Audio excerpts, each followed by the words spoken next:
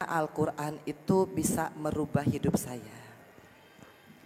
Bunda-bunda saya itu pada saat jadi mualaf saya nggak tahu yang namanya Al-Quran.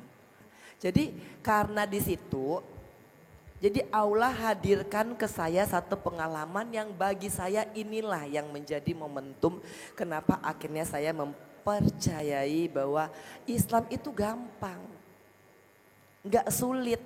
Orang tua kita telah memberikan cintanya tanpa pamrih, yuk balas mereka dengan kebaikan abadi, yakni dengan berwakaf Al-Quran atas nama mereka. Wakaf sekarang, pahala selamanya.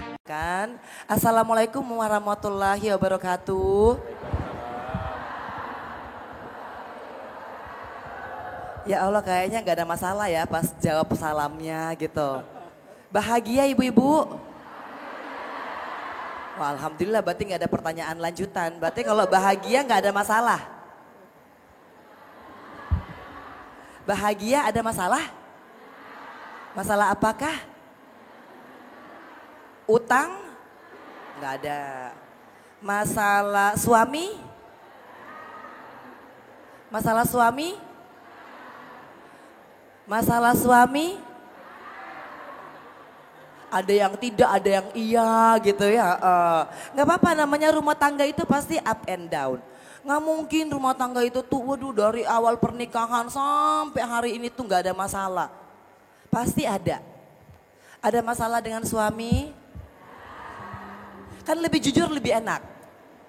Kalau jujur itu sebenarnya selesai menyelesaikan masalah. Kadang-kadang itu yang bikin kita susah keluar dari masalah adalah karena kita nggak mau jujur. Jadi kita merasa bahwa oke, nggak apa-apa kok.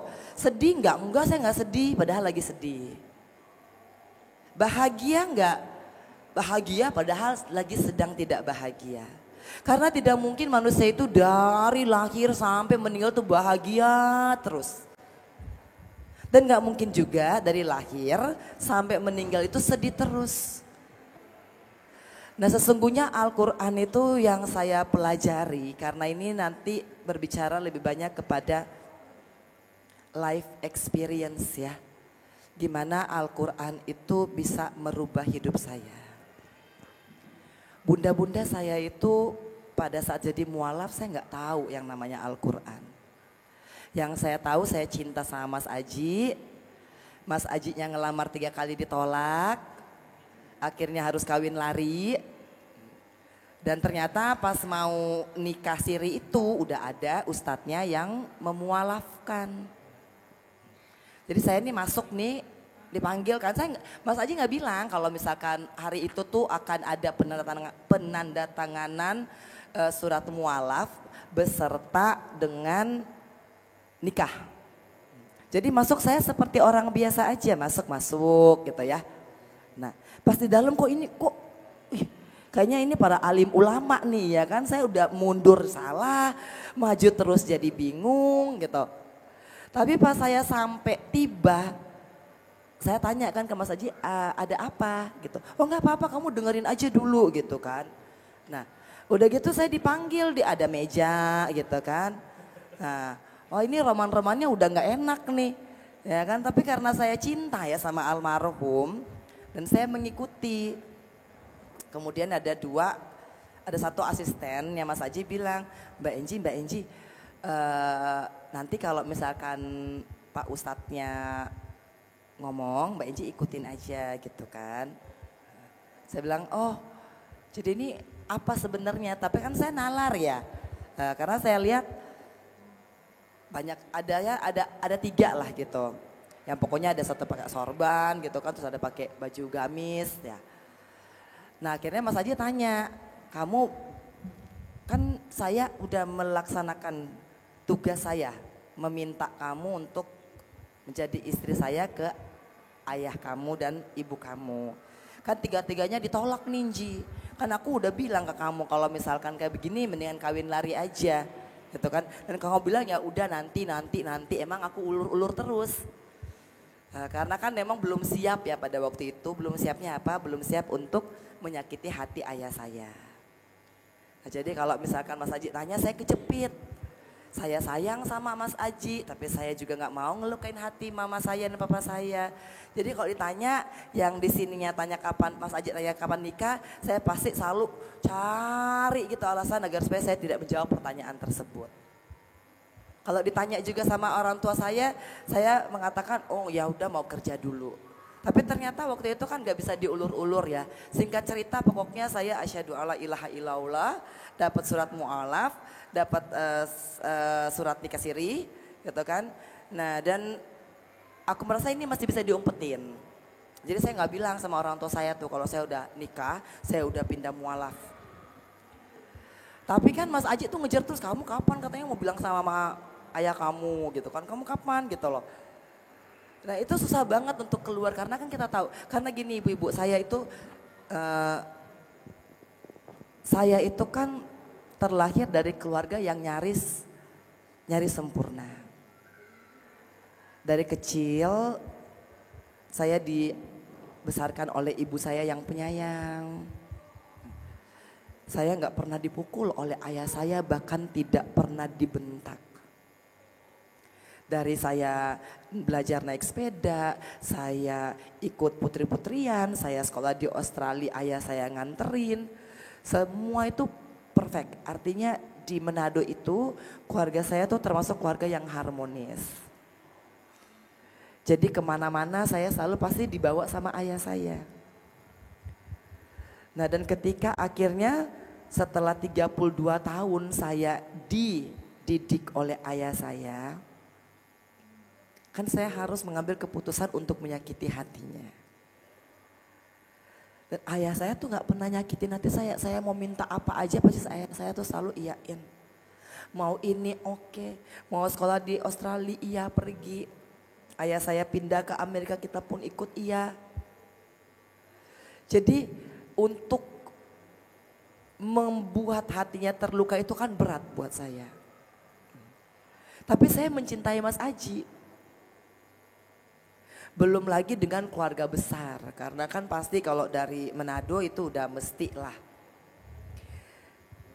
Dan saya tahu keputusan yang saya ambil ini kan pasti akan menyakiti hatinya. Tapi hebatnya ayah saya, yang saya rasa perlu menjadi contoh. Bahwa ketika anaknya berpindah keyakinan, ayah saya berusaha untuk tidak menunjukkan kekecewaannya. Walaupun saya tahu hatinya terluka. Saya tahu kalau saya mau izin sholat, saya tahu bahwa pasti menangis di dalam hati. Ibu-ibu bayangkan kalau posisinya ayah saya ada pada ibu-ibu. Saya nih yang biasa tuh setiap minggu ke gereja, gak cuman ke gereja, saya itu aktif mau ibadah apapun gitu ya di daerah saya, itu pasti saya ikut, saya guru sekolah minggu, saya aktif di ibadah remaja, saya kalau ikut cerdas cermat Alkitab selalu insya Allah pada waktu itu tuh saya juara, saya ikut lomba, namanya lomba kidung jemaat juga saya pasti. Artinya secara religi dalam waktu saya masih kecil ini saya sangat aktif. Kemana-mana ayah saya pergi, saya selalu ikut. Setiap minggu saya pasti ikut dan saya harus nyanyi. Karena opa saya itu adalah pendeta emeritus. Pendeta yang 75 tahun mengabdikan dirinya untuk melayani. Jadi ibu-ibu bisa ngebayangin ketika ayah saya setelah saya berpindah keyakinan, setiap hari Minggu yang biasanya saya temenin, kan akhirnya saya nggak bisa temenin. Nah, lagi-lagi nggak cuman sampai di situ. Ketika saya akhirnya berkasus,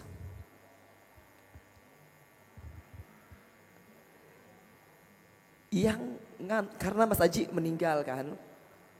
Ketika Mas Aji meninggal, saya nggak mau. Saya nggak mau ngebebanin orang tua saya. Jadi saya berusaha untuk sendiri ngejalanin semua dan akhirnya aku kena kasus.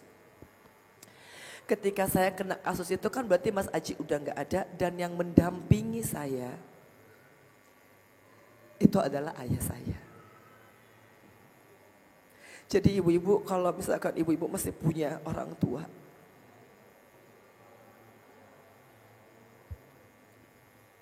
kita nggak akan sanggup ngebalas kebaikan orang tua. Tapi kalau misalkan ibu-ibu punya waktu sekarang,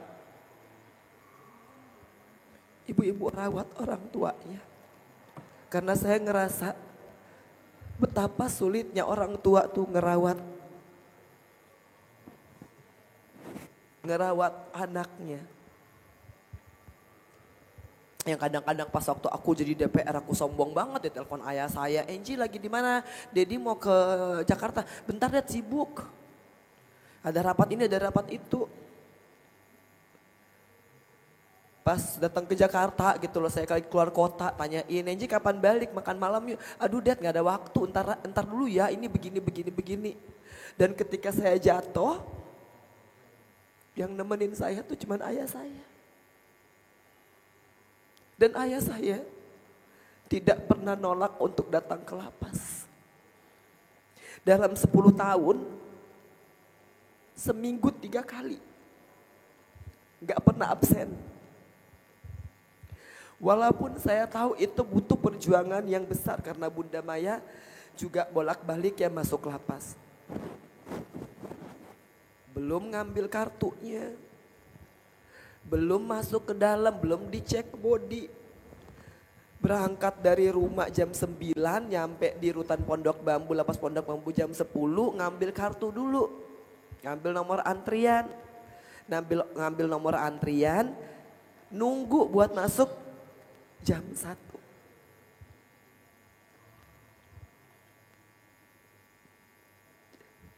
Jadi dari jam 9 sampai ke lapas jam 10 ngambil nomor antrian, baru masuknya jam 1. Jadinya nunggu di Burger King ada di dekat lapas.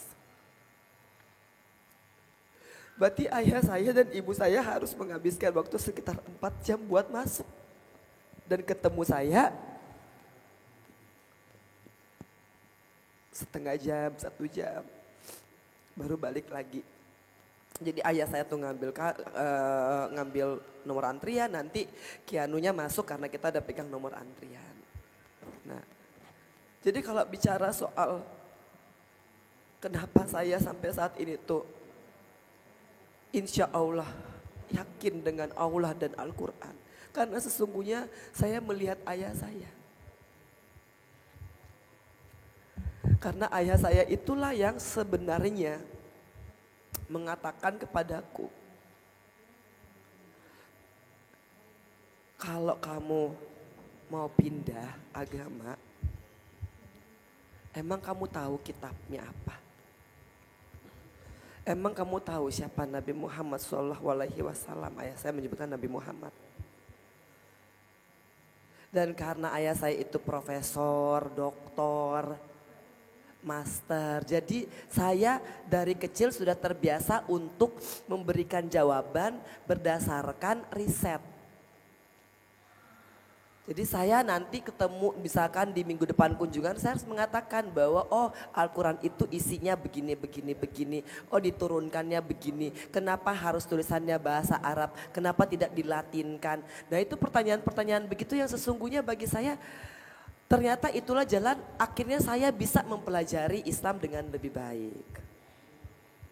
Akhirnya saya menelusuri sejarah Nabi Muhammad SAW. Dan ternyata saya melihat bagaimana Nabi Muhammad SAW dirawat oleh pamannya yang non-muslim. Dan tetap ayah saya itu bagi saya adalah seorang yang selalu saya doakan di setiap kali sharing seperti ini. Karena saya ingin agar supaya ayah saya bisa bahagia di surganya. Apapun keyakinan ayah saya tuh terlalu percaya kalau ngelihat Angelina Sondak yang saya tahu ayah saya sayang banget sama saya. Yang penting bisa bermanfaat, yang penting bisa tidak banyak bebannya. Saya yakin pasti ayah saya tuh akan tersenyum. Makanya ibu-ibu, saya hadir hari ini sesungguhnya ingin mengatakan bahwa pengalaman hidup yang terceritakan di masing-masing kita itu adalah hadiah. Kalau ditanya tadi kapan mau siapa yang mau masuk surga? Pada angkat tangan semuanya kan? Terus katanya apa? Siapa masuk surga syaratnya apa gitu ya? Tadi jawabannya apa? Mati dulu katanya kan? Padahal apa ibu-ibu? Saya itu nyari buat baca Al-Quran, nyari cahaya nih. Karena saya itu alhamdulillahnya 4 tahun itu saya harus dipindah di blok narapidana biasa. Jadi akhirnya saya gabung sama narkoba, pembunuh, begal, nyuri gitu. Alhamdulillah tuh sebelah-sebelahan tuh sama Jessica Wongso ya kan. Tuh satu sel karena harusnya kan biasanya kalau yang korupsi ya korupsi gitu. Namanya sel tipikor. Nah, jadi karena di situ jadi Allah hadirkan ke saya satu pengalaman yang bagi saya inilah yang menjadi momentum kenapa akhirnya saya mempercayai bahwa Islam itu gampang. Enggak sulit. Yang bilang sulit adalah karena mereka belum pernah mempelajari Islam. Tapi kalau kita sesungguhnya udah mempelajari Islam, apalagi mempelajari Al-Quran, itu mudah sekali. Bunda Maya ini ngajarin saya dengan gerakan. Ketemunya Bunda Maya cuman seminggu sekali. Kalau misalkan ada acara nggak bisa ketemu juga sama Bunda Maya. Waktunya terbatas karena harus dikejar-kejar, masuk jam 4 pulang jam 5. Alhamdulillah. Tapi karena saya mendengar, terus saya menikmati, saya nggak pernah punya niat untuk hafal. Nggak pernah. Hanya saya tahu dan saya merasa dalam kalbu saya bahwa setiap permasalahan hidup saya itu yang menenangkan ada di Al-Quran. Karena kan saya udah gak ada teman.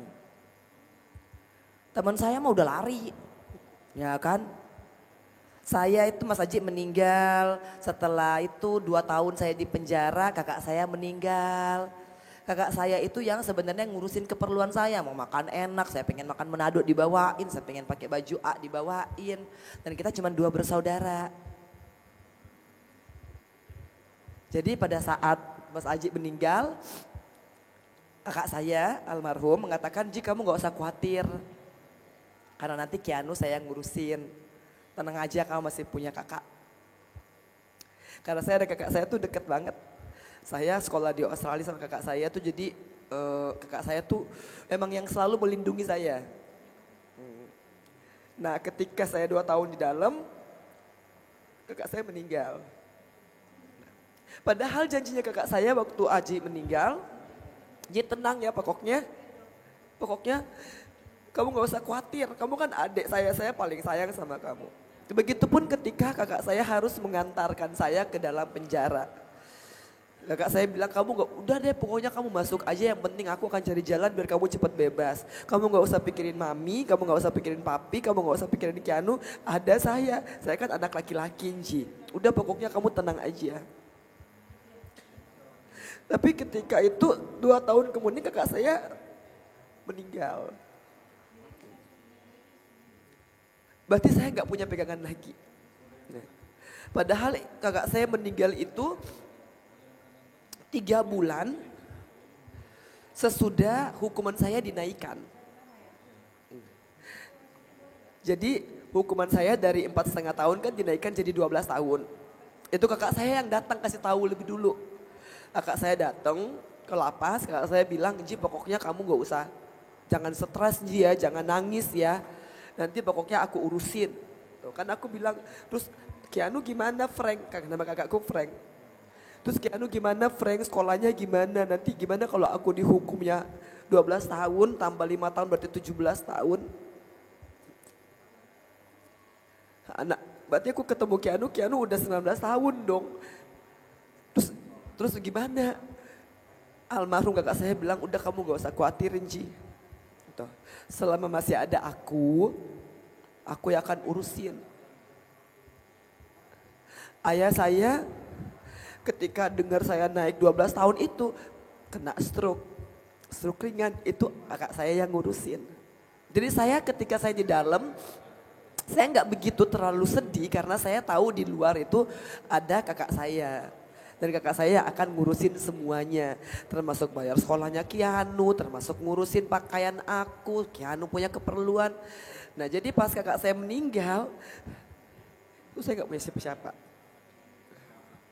Karena ketika saya terpuruk itu yang ada dan bersama saya itu cuman mamaku, papaku dan kakakku. Yang lainnya itu kan gak percaya kataku ataupun yang lainnya itu kan menghindari aku. Dan itu lumrah, gak ada yang salah. Karena manusia itu kalau kita lagi di atas pasti dekat. Kalau kita lagi kaya pasti datang. Kalau kita lagi terkenal pasti kenal.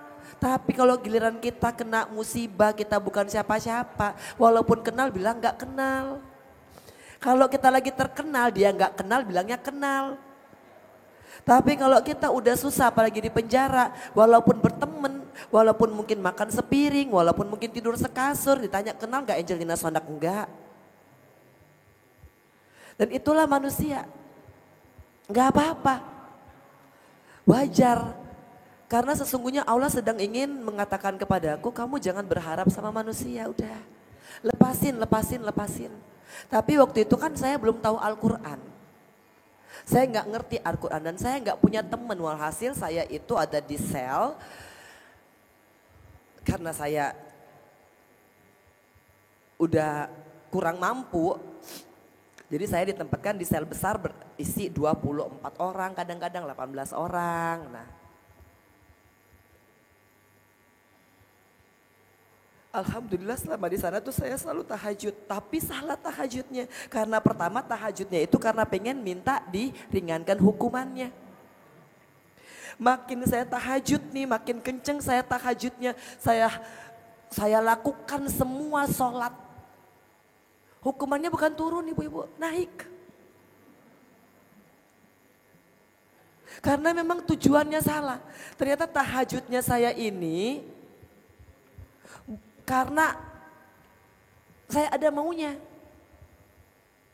Dan saya mentransaksionalkan Allah dengan sholatku. Saya tahajud tapi hukumannya ringan. Mintanya begitu.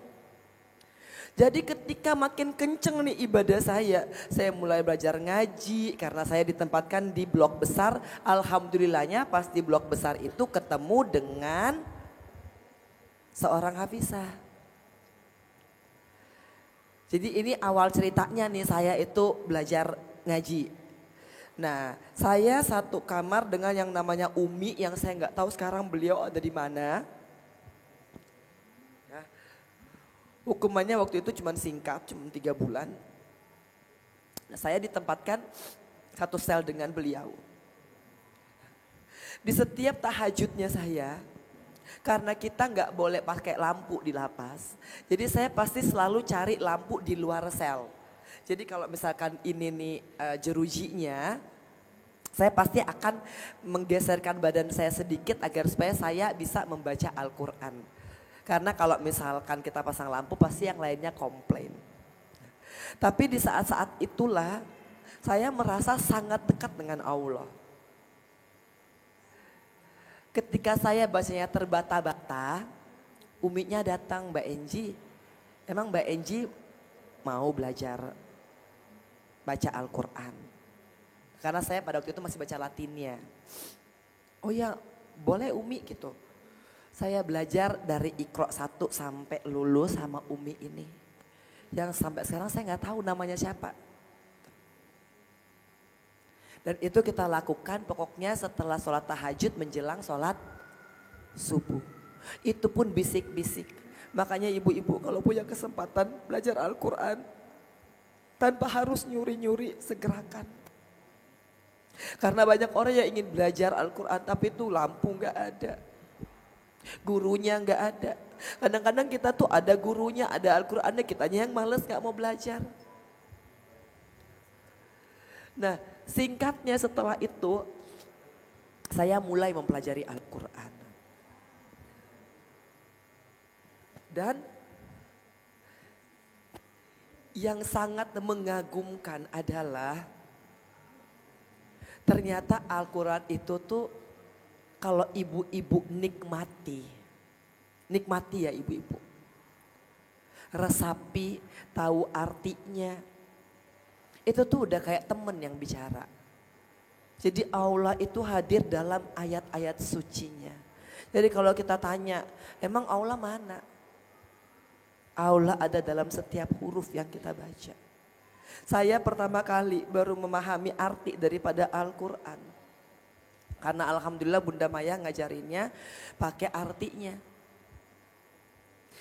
Setiap kali saya baca surat Ad-Duha, bukan karena Kianu namanya Kianu Duha Jabar Masaid, bukan. Saya pasti akan selalu tertahan di ayat ketiga dan saya akan nangis. Karena saya posisinya ini ditinggal sama semua orang.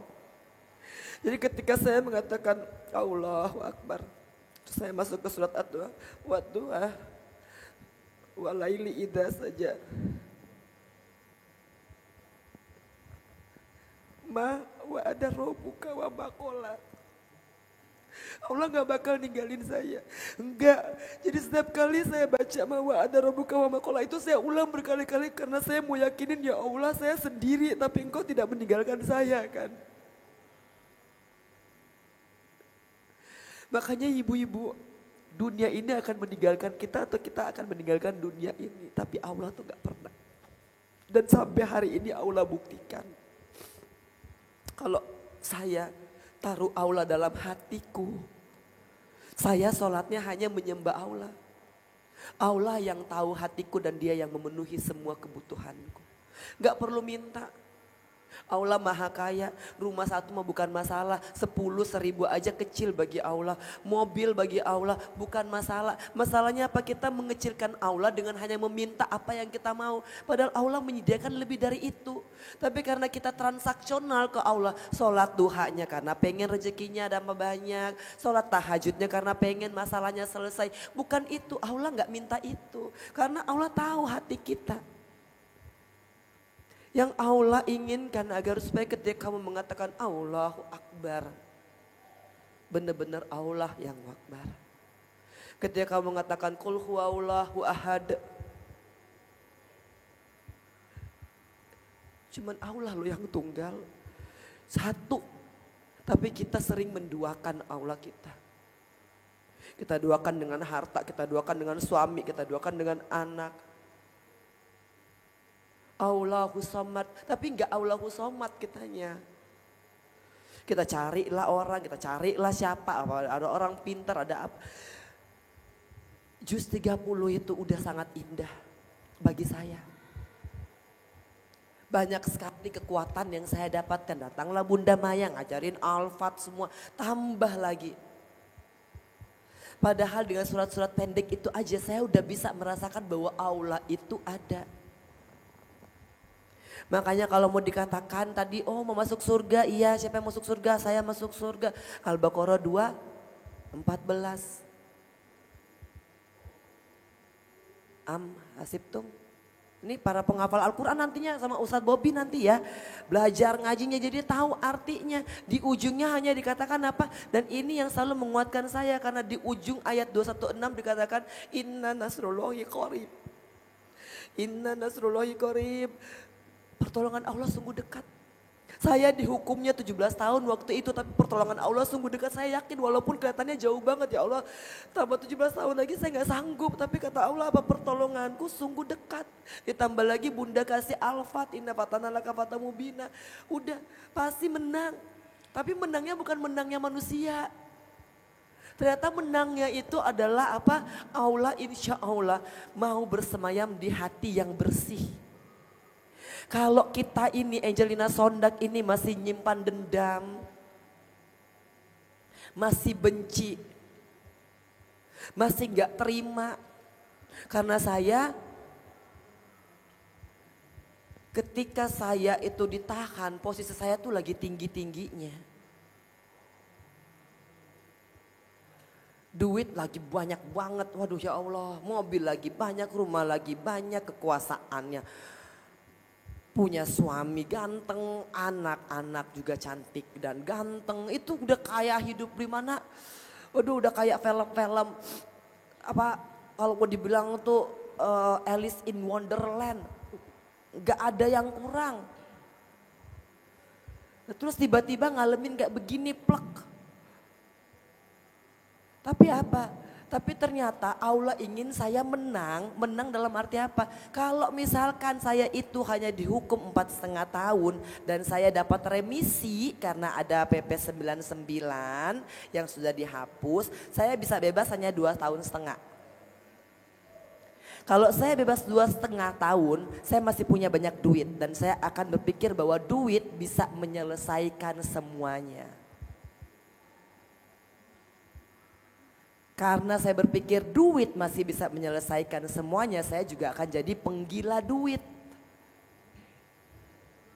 Tapi Allah buat cerita saya sehingga saya ini emang udah gak punya duit.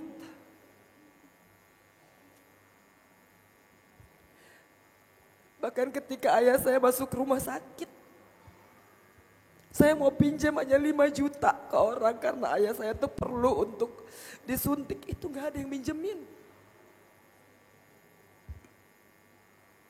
Tapi di saat itulah Allah sekaligus mengajarkan Angelina Sondak jangan minta sama manusia.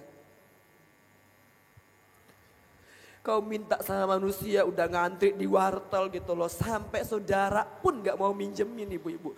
Dari 5 juta saya turunin. Boleh gak 3 juta aja. Soalnya pada waktu itu ayah saya kena COVID, obatnya favipiravir harganya 5 juta. Saya minta sama sopir saya, kalau masih ada perhiasan jual aja pokoknya. Kata Ikna udah gak ada bu. Jadi Allah itu hadir ingin membuktikan bahwa kalau kau minta padaku, itulah yang Bunda Maya selalu ajarin. Ar-Rahman, Ar-Rahman alam Al-Quran, khalaqal insan. Aku yang ciptain semua ini. Aku yang ciptain presiden, menteri, mau siapapun juga yang punya banyak duit, pengusaha, orang kaya. Aku yang ciptain. Minta sama yang menciptakan. Dan mulai hari itu akhirnya karena saya gak dapat duitnya, barulah akhirnya saya mintanya sama Allah. Dan Allah tunjukkan, Allah buktikan dengan semua cerita. Masya Allah. Saya gak punya kata-kata lain selain apa. Ternyata tuh Allah itu emang kalau misalkan hati kita bersih, kita gak punya dendam, kita gak punya iri. Terus dia udah ada dalam hati kita, tanpa kita minta pun dia akan memberikan. Saya gak punya duit buat bebas kemarin.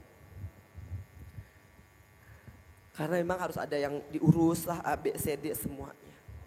Saya udah, sholat saya tuh udah gak minta lagi.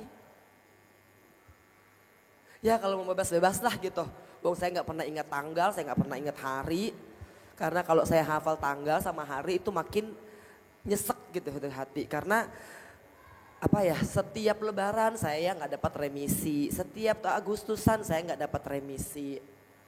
Jadi ibu-ibu ngebayang ketika semua hampir mayoritas yang ada di lapas itu menantikan tanggal 17 Agustus ikut upacara dengan senang hati atau ikut sholat id dengan senang hati karena berharap setelah nanti sholat id atau upacara Agustusan itu akan ada pembacaan remisi. Itu saya enggak. Dan remisinya kan di Pampang. Jadi kalau misalkan di Pampang semuanya ngelihat, semuanya berburu, lihat, saya, alhamdulillah mereka pada teriak, saya tuh dapat ya, aduh ya Allah saya dapat 6 bulan, ya Allah saya dapat, dan saya hanya mendengarkan dan melihat, makanya saya setelah tahun ketiga, saya selalu hanya bisa mendengar orang pada senang, pada gembira dapat remisi. Tahun keempat, saya habis upacara dan sholat id, saya langsung masuk ke kamar saya karena saya nggak mau nyaksin itu lagi, karena saya tahu saya nggak dapat apa-apa. Bukannya saya iri dengan mereka yang dapat remisi, tapi pasti setiap manusia, apalagi kita yang dalam penjara, yang pengen bebas ketemu Kianu, pengen ketemu sama Opa, berharapnya ya Allah kurang-kurangin dikit gitu loh hukumannya. Ya Allah bisa dong dapat remisi.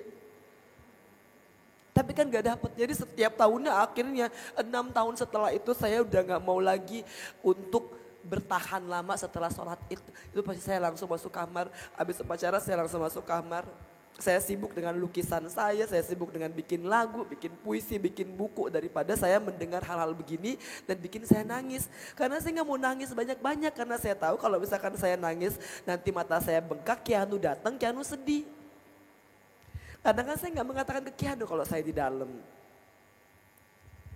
Saya bilang saya di sekolah, ya dari sekolah aduh habis itu jadi guru lah. Pokoknya segala macam lah biar Keanu tuh tahu bahwa saya tuh nggak di dalam. Nah tapi lagi-lagi itu ketika semuanya hilang, ini Al-Quran jadi teman. Masya Allah. Saya akhirnya gara-gara mau nyolong-nyolong nih telepon Keanu. Karena kan kalau misalkan telepon biasa, itu kan bilik-biliknya rame. Jadi kalau saya telepon Keanu nanti di sebelah lagi berantem, ya kan kedengeran. Ya bahasanya kadang-kadang maklumin aja ya Bu ya, orang-orang pada banyak pikiran di dalam. Jadi kalau misalkan udah marah bahasanya ini.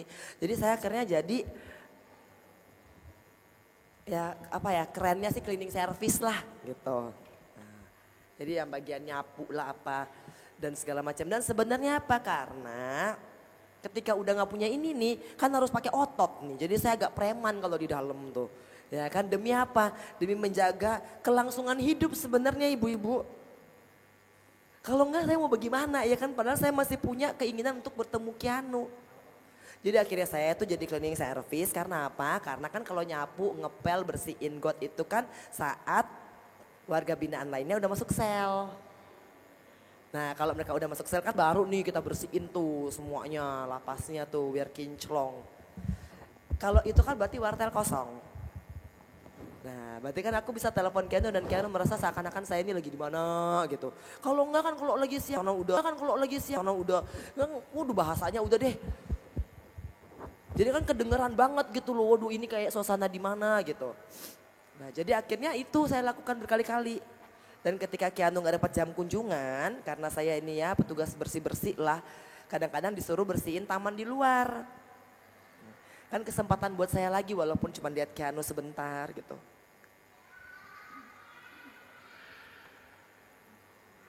Jadi habis macul ngepupukin itu sampai hari ini saya alhamdulillah tuh masih ada bougainville-nya di depan lapas perempuan kelas 2 Jakarta tuh masih ada tuh.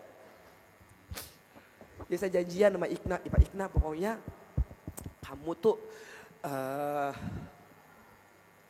ada di sekitaran situ aja jam-jam 4-an ya. Nanti kan ibu tuh jadwal untuk piket luar. Dan semua pekerjaan itu yang saya gak pernah terpikir akan saya lakukan karena saya dari kecil gak pernah kerja ibu-ibu. Saya putri Indonesia gak pernah gitu loh ini lutut ini jadinya hitam sekarang. Karena apa? Karena ngepel ngesot. Karena kalau gak ngesot gak bersih. Namanya lantai itu adalah meja makan kita. Jadi kan pasti ketempelan sama nasi-nasi. Jadi kalau tuh nasi-nasi udah ada kan kita harus pakai tangan ya. Nah walhasil nih putri Indonesia mungkin alhamdulillah ya sekarang pakai beginian jadi nggak begitu kelihatan. Kalau dulu pakai mini kan, namanya dulu ya zaman jahiliyah ya, pakainya rok mini gitu kan. Jadi ininya kudu putih bersih. Sekarang udahlah nggak apa-apa ikhlas gitu kan. Alhamdulillah ternyata Allah kan nggak lihat fisik kita, Allah ngelihat hati kita. Jadi kalau dulu nih yang saya repotin bersih-bersihin badan saya, mulus-mulusin gitu loh. Sekarang udah akhirnya ya udah mulus-mulusin hati, bersih-bersihin hati. Itu juga yang dibawa nanti mati cuman hati. Dan ngebersihin hati itu pakai apa? Pakai Al-Quran. Ibu-ibu kapan terakhir baca Al-Quran nangis? Kapan ibu-ibu terakhir kali baca Al-Quran terus nangis? Nah, berarti kadang-kadang kita baca cuma pakai mulut kita, nggak pakai hati kita. Sebenarnya kalau misalkan saya merasa Al-Quran itu luar biasanya apa? Satu huruf aja yang kita baca. Itu sebenarnya udah bisa menenangkan hati kita. Ini nih berkat guru-guru saya nih, berkat Ustadz Bobby gitu ya. Terus juga berkat, sebenarnya yang lebih intensif dengan saya kan Bunda Maya. Dan sebenarnya yang ibu-ibu harus tahu, jadi kan Keanu waktu masih kecil tuh sempat dititip sama Bunda Maya. Nah ini nih, jadi di tempatnya Bunda Maya nih Kiano tuh main sama anaknya Aska. Gitu, karena pada saat itu kan kakak saya meninggal, saya bingung. Datanglah Ustadz Bobby dan Bunda Maya. Alhamdulillah anaknya sepanteran ya Bunda ya, sama Aska ya. Nah jadi gitu, jadi kalau misalkan Aska datang, jadi Bunda Maya nih selalu ngajak Aska nih buat masuk ke dalam gitu loh. Kiano kunjungannya jam-jam segitu. Akhirnya udahlah pokoknya Kiano lagi ikut di belakang, Kiano malu katanya ke sini. Cuman Kiano itu seneng banget, mungkin anak-anak itu umur berapa Bunda ya? Iya ya 5, 6, pokoknya masih kecil-kecil lah begitu. Nah jadi itu alhamdulillah ada tempatnya, jadi Allah takdirkan tuh untuk bertemu orang-orang yang baik. Nah, jadi bunda-bunda kalau misalkan hari ini tuh punya masalah pasti. Ibu-ibu punya masalah pasti kan? Bunda-bunda punya masalah enggak? Nah, masalah itu memang harus hadir karena apa? Karena kita mau masuk surga. Karena 2:16 Al-Baqarah dikatakan apa? Janganlah kamu berharap masuk surga sebelum kamu diuji seperti ujian orang-orang sebelumnya. Jadi mau ujian Angelina Sondakh cuman begini. Kalau syaratnya masuk surga itu harus ujian, berarti oke pertanyaannya, ibu-ibu mau masuk surga? Mau masuk surga? Mau ujian? Kan harusnya sama ya. Kalau misalkan mau masuk surga berarti harus diuji. Ya kan, mau masuk surga? Ikhlas kalau diuji? Kalau diujinya suaminya diambil oleh Allah? Kalau ujiannya suaminya diambil oleh Allah, ikhlas? Jadi kayak saya nih kan meninggal dong ya, iya kan betul ya? Kalau itu ada ikhlasnya alhamdulillah. Tapi kalau pertanyaannya lanjut, apa ikhlas suaminya nikah lagi agak berat tuh kayaknya tuh. Nah makanya kan katanya oke, siap untuk diuji? Siap untuk diuji? Siapnya udah mulai turun nih 1 oktav nih ya kan. Oke jadi kita ulangi, mau masuk surga? Dalam surat Al-Baqarah 214 dikatakan, janganlah engkau mengira engkau akan masuk surga sebelum kau diuji. Berarti masuk surga itu sama dengan diuji. Masuk surga sama dengan? Masuk surga sama dengan? Diuji. Mau masuk surga? Mau masuk surga? Mau diuji? Kan katanya masuk surga itu sama dengan diuji, ya kan? Nah berarti oke mau untuk diuji? Mau. Kalau ujiannya suaminya diambil oleh orang lain? Lah. Ini yang kadang-kadang Allah bingung. Manusia ini ya Allah maunya begitu, maunya masuk surga. Tapi ketika diuji emoh-emohan. Kalaupun dia ikhlas sama ujian ketika suaminya diambil orang lain dia marah. Kalau suaminya diambil orang lain dia bukan ke Al-Quran tapi ke dukun. Kan gitu jadi bingung. Nah makanya semuanya itu berasal dari hati. Masya Allah. Kita mau hafal 1 Al-Quran pun. Kalau hati kita ini belum bisa dan tidak siap untuk diuji, itu akan percuma. Karena mungkin hanya akan sampai di lisan, hanya akan indah terdengar, tapi hati nggak akan bergetar. Tapi kalau ibu-ibu kasarannya, saya nih nggak niat untuk hafal tapi saya mau mengerti. Karena gini, untuk bisa menggetarkan hati itu adalah mengerti apa yang dibaca. Kalau misalkan nggak ngerti apa yang dibaca gimana mau bergetar hati.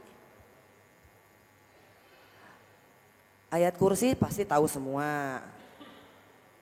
Tahu artinya.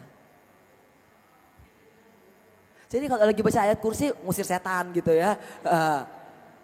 Ayat kursi itu indah sekali, Masya Allah. Tapi makanya tahu artinya, makanya saya kalau baca surat-surat pendek aja yang diajarin waktu di lapas itu. Kadang-kadang sampai cuma ayat 4 aja itu udah gak sanggup karena artinya luar biasa, Masya Allah. Indah sekali loh Allah menjawab setiap permasalahan kita. Mana ada ujian di muka bumi ini yang seperti ujiannya orang Islam. Oke, ujian mau naik dari SD ke SMP, dikasih ujian nih, tak oke duduk selesaikan ujiannya. Boleh nggak kira-kira ini anak nanya ke gurunya, Pak Guru ini saya nggak tahu nih nomor 4. Bisa nggak? Nggak bisa. Tapi ujian orang Islam nggak tahu jawabannya walaupun udah dikasih kunci jawabannya di Al-Quran. Tetap ketika kita bilang ya Allah ya Rob saya ini kok begini, Allah ngasih nggak petunjuk. Masalahnya kitanya ini yang tidak mau untuk Muhammad ayat 7. Waladina tadau sadahum huda wa atahum taqwakum. Kalau Allah udah kasih hidayah dikasih kok ketakwaan, dikasih keistiqomahan. Jadi jangan pernah bilang saya ini nggak dapat hidayah, dapat. Yang tidak dapat itu adalah taufiknya karena malas belajar. Karena nggak mau ngambil kesempatan hari ini Ustadz Bobby datang ada satu metode untuk menghafal Al-Quran dan artinya dengan baik, nggak mau ditangkap. Itu kan hidayah semua, masalahnya kitanya nggak mau. Kalau hidayah itu Allah bisikan itu udah luar biasa, tidak melalui alam ini, melalui manusia, melalui apa yang terjadi itu udah sering. Tapi apa kita selalu maksain apa yang kita mau. Kita nggak pakai apa? Kita nggak pakai Al-Quran. Wa asa antakrahu syai'a wa huwa khairul lakum wa asa antuhibu syai'a wa huwa syarrul lakum. Kita nggak pakai itu. Artinya tadi Al-Baqarah ayat wa asa'an takrahu syai'a wa huwa khairul lakum wa asa antuhibu syai'a wa huwa syarrul lakum. Mungkin apa yang kita benci itu baik buat kita. Dan mungkin apa yang kita sukai tidak baik buat kita. Jadi apa artinya sebenarnya itu kalau kita baca Al-Baqarah dalam keseluruhannya itu dikatakan berarti kalau ujian ini kita benci belum tentu nggak baik buat kita. Karena apa? Karena Allah janjikan nanti surganya. Jadi kalau dapat ujian yang nggak mengenakan harus dinikmati. Karena dalam setiap ujian itu kita makin mendekat ke Allah. Allah itu lebih senang di hati kita loh ketimbang arsy-Nya. Asalkan hati yang Sekarang hati kita udah bersih belum? Lihat mantan apa ya? Mantan suami atau mantan pacar ya? Lihat mantan pacar jalan sama yang ini, waduh. Lihat DM, lihat WA, lihat ini, apalagi zaman sekarang dosanya paling banyak di jari.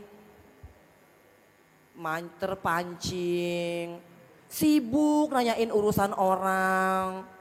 Betul nggak ibu-ibu? Kenal juga enggak diurusin juga. Ya? Banyak banget loh ya kan kenal, iya terus kapan kawinnya? Bener gak sih ya Allah? Ini tuh kenal nggak? Enggak. Terus dia omonginnya sejam, 2 jam, itu kalau menurut gue sih nggak cocok, kalau menurut gue sih aduh nggak bisa. Itu semua padahal bukan urusan kita. Makanya ibu-ibu ayo kita belajar untuk ibadahnya, sholatnya pakai hati bukan pakai badan. Kalau ibadah kita sholatnya udah pakai hati, insya Allah ayat Al-Fatihah itu ketika Maliki Yaumiddin kita bacakan kita takut. Tapi diartikannya jelas. Kita kadang-kadang apa? Sholat hanya badannya aja, hatinya sholat enggak. Ngaji mulutnya aja, hatinya ngaji enggak. Zikir mulut dan tangannya aja. Tapi apa? Tapi bukan zikir, tapi mikir. Betul apa betul? Lagi subhanallah nih kok suami gak pulang-pulang ya Allah. Padahal tuh jari ya kan. Astagfirullah, astagfirullah, astagfirullah, tapi lagi mikirin utang belum kebayar. Makanya udah ibu-ibu nggak usah kebanyakan mikir. Jadi hari ini insya Allah kalau nanti dikasihkan metode sama Ustadz Bobby dan Bunda Maya, saya karena senang dengan cara mengajarnya Bunda Maya ya. Cuman itu pun saya punya, karena saya ini bekas patah, saya selalu bilang sama Bunda Maya gerakannya ini kalau yang udah mulai ke atas saya nggak bisa nih tangan kanan saya. Karena tangan saya ini dulu pas waktu Mas Aji tuh meninggal, saya bawa Keanu naik sepeda, seminggu kemudiannya tuh saya jatuh. Saya nahan Keanunya begini, Keanunya nggak apa-apa. Tapi ini tulang saya patah di sini. Nah terus itu senar-senar ban sepeda itu masuk ke semua badan saya. Dan ketika saya mau operasi saya ketahan. Saya masuk penjara begitu ya. Jadi akhirnya tulangnya tumbuhnya begini. Jadi kalau saya angkat ini akan neken ke sini gitu. Nah makanya ibu-ibu yang masih bisa angkat 2 tangan, ayo sama Bunda Maya tuh sekalian olahraga pagi-pagi. Ya, dan itu adalah metode yang gampang. Kenapa? Jangan pikir itu Al-Quran susah. Al-Quran itu ketika saya akhirnya ngikutin, banyak sekali kata yang juga bahasa Indonesia. Contohnya, malaikat, kitab, apalagi. Nah, sholat, zakat. Yang nggak bisa ngomong berarti kurang baca Al-Quran kali ya, apalagi yang ada Musa, Isa, banyak sekali. Tapi karena kita ngelewatinnya begitu aja, udah begitu coba diperhatikan pasti itu ada repetisinya. Itu lagi yang penting tanya Bunda Maya gimana rumusnya. Kalau saya itu kan karena dia rumusnya pakai tangan. Dalam setiap kata misalkan inna itu ada, allazi itu ada. Sangat mudah. Yang gak mudah itu adalah maunya. Kadang-kadang udah mau juga tapi jalaninnya juga susah. Tapi kan nantinya tuh ada pelatihan 3 hari yang insya Allah ya Bunda Maya ya. Nanti ada 3 hari sama Ustadz Bobby gitu kan. Itu juga bisa nanti dapat dasarnya aja dulu. Kesininya nih saya gak pernah berpikir loh saya bisa hafal. Sama sekali enggak. Tapi kesininya tuh ternyata ya Allah alhamdulillah. Ya ibu-ibu kalau udah dikasih Al-Quran yang merupakan petunjuk ayo. Jangan sampai nanti ya kan ketika udah sepuh, udah susah mata sutur, susah. Walaupun metodenya Bu Ustadz Bobby dan juga Bunda Maya tuh walaupun kita udah mulai menua itu gak masalah.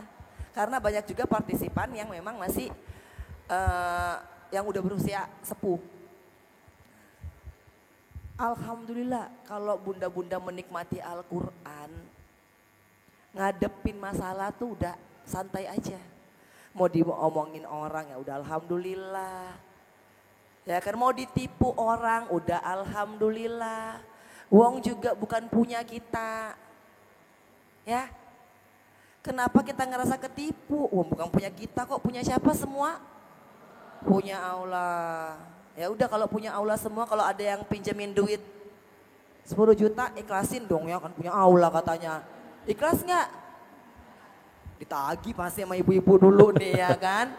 Ditagih nggak kalau ada orang utang? Katanya punya Allah. Ya kan? Makanya coba ibu-ibu perhatikan ya. Dari tadi kita ngomong bolak-balik ini mungkin ada bunda-bunda ya. Ujung-ujungnya apa? Yang ngeyel siapa? Yang ngeyel manusianya. Mau ini tapi nggak mau kerjain ini. Pengennya begini tapi nggak mau begitu. Udah dijanjikan apa kita ini nggak bakal kekurangan. An-Nisa ayat 100 apa?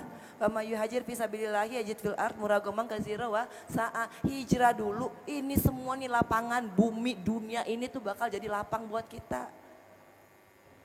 Janjinya Allah loh.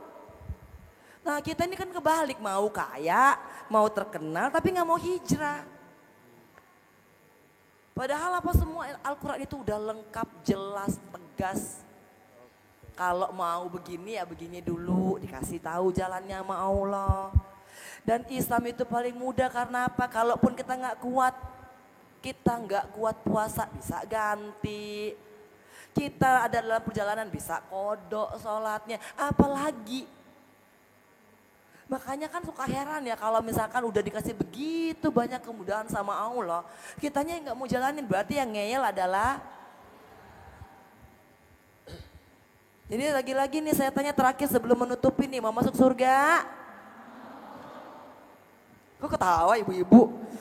Ya kan? Mau masuk surga Bu? Oke, kenceng ya. Mau diuji?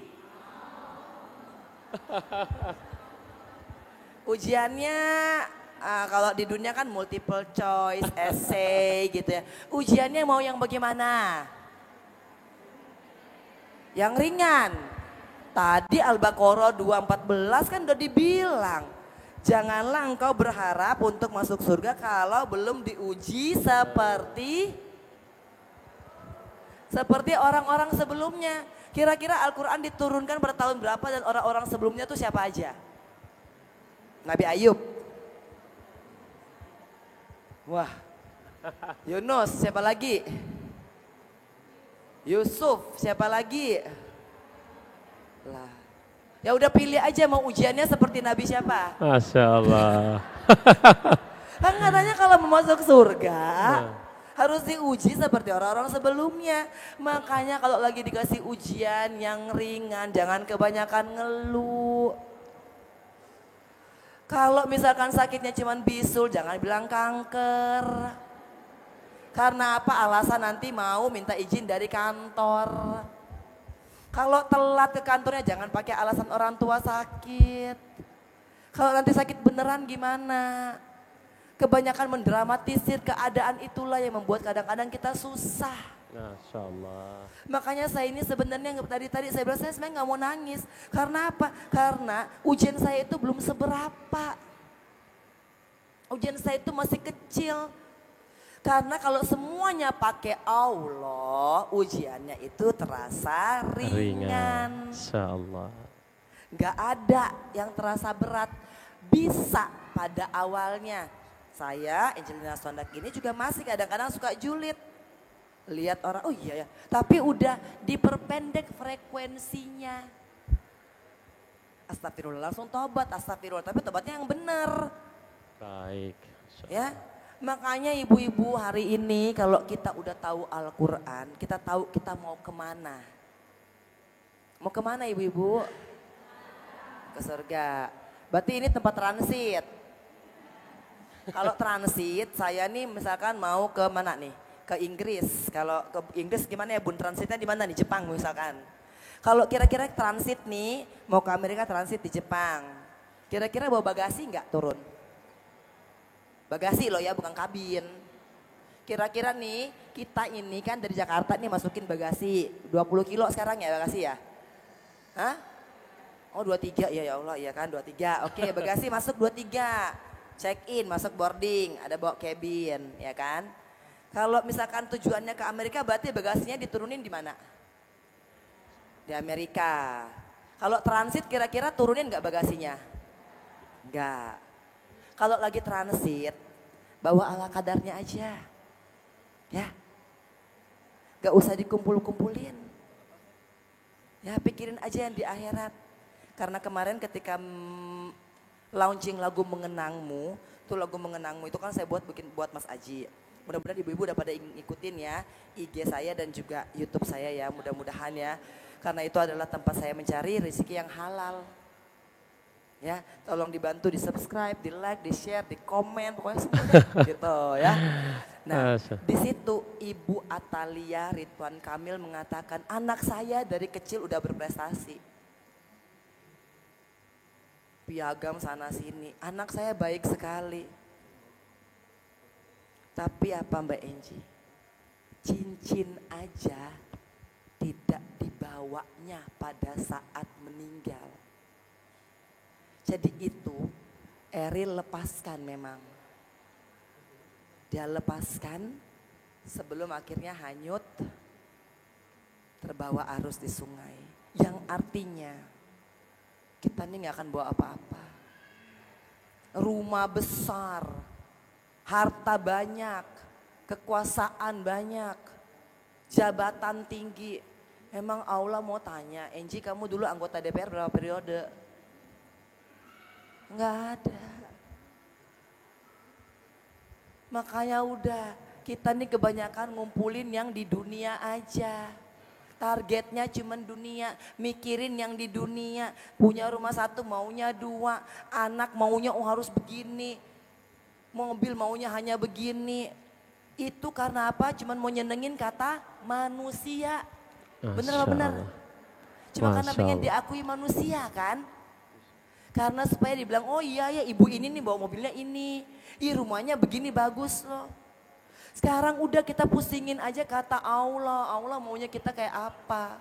Baik. Makanya saya kalau ditanya, ini terakhir banget ya. Udah jamnya, soalnya gak ada jamnya ya. Jadi ibu-ibu, terakhir saya ingin mengatakan tolong dijaga hatinya. Ya. Gak usah cari image. Oh kan orang tanya nih, oh emang lagi mau menciptakan apa image apa? Nggak perlu, image itu nggak bakal dihitung sama Allah. Yang dihitung itu kan hati kita, bacaan Al-Quran kita, amal kita. Jadi kalau ibu mulai hari ini pusingin hari-hari ibu dengan membaca Al-Quran, insya Allah pengalaman hidup saya nggak akan terjadi di ibu-ibu. Ya, karena pengalaman hidup saya itu agak banyak berdarah-darahnya. Ya. Bismillah, doakan saya, doakan Kianu, mudah-mudahan kita tetap istiqomah. Ibu-ibu juga mudah-mudahan bisa ketemu saya. Nanti saya tadi baru ngomong sama Bunda Maya sih maunya ngerancang pelatihan itu, kita namanya pelatihan 3 hari gitu loh untuk kauni. Belajar membaca, bukan belajar baca Al-Quran, hafal Al-Quran dengan artinya. Ya. Saya kalau ada salah-salah saya mohon maaf ibu-ibu dan semua yang ada di sini, terutama untuk Pak Ketua Yayasannya, Ibu Ketua Ibu Pembina. Masya Allah ini kesempatan yang luar biasa buat saya dan juga untuk Allah Subhanahu Wa Taala. Mudah-mudahan cerita ini bukan tidak membawa keriaan buat diri saya dan kesombongan, tapi saya niatkan lillahi ta'ala hanya agar supaya kita bisa belajar sama-sama. Ya, ibu-ibu pokoknya kalau ada apa-apa nanti hubungin Bunda Maya. Bunda Maya nanti, Bunda Maya ini adalah istri Pak Bobi ya. Nah, jadi Bunda Maya ini adalah istrinya Ustadz Bobi. Nah, alhamdulillah kan. Jadi Kianu pernah dirawat sama Bunda Maya. Saya diajarin ngaji sama Bunda Maya. Ya, dan sabar. Saya dulu suka kangen sama Bunda Maya, nunggunya lama seminggu. Nah, kalau ibu-ibu kan nanti kalau mau ketemu Bunda Maya udah tinggal langsung WA juga langsung ketemu. Kalau saya kan kudu ada jadwalnya, jadwal kita hari Rabu, hari Kamis ya Bunda ya. Nah jadi kalau sekarang ada kesempatan buat belajar dengan Bunda atau dengan Pak Ustadz Bobi langsung, alhamdulillah. Dan sekali lagi maafkan saya apabila saya ada salah-salah yang dulu-dulunya saya, mudah-mudahan Allah ampuni dosa-dosa saya. Jangan ditiru, jangan diikuti, jangan dicontohi. Wassalamualaikum warahmatullahi wabarakatuh. Orang tua kita telah memberikan cintanya tanpa pamrih, yuk balas mereka dengan kebaikan abadi, yakni dengan berwakaf Al-Quran atas nama mereka. Wakaf sekarang, pahala selamanya.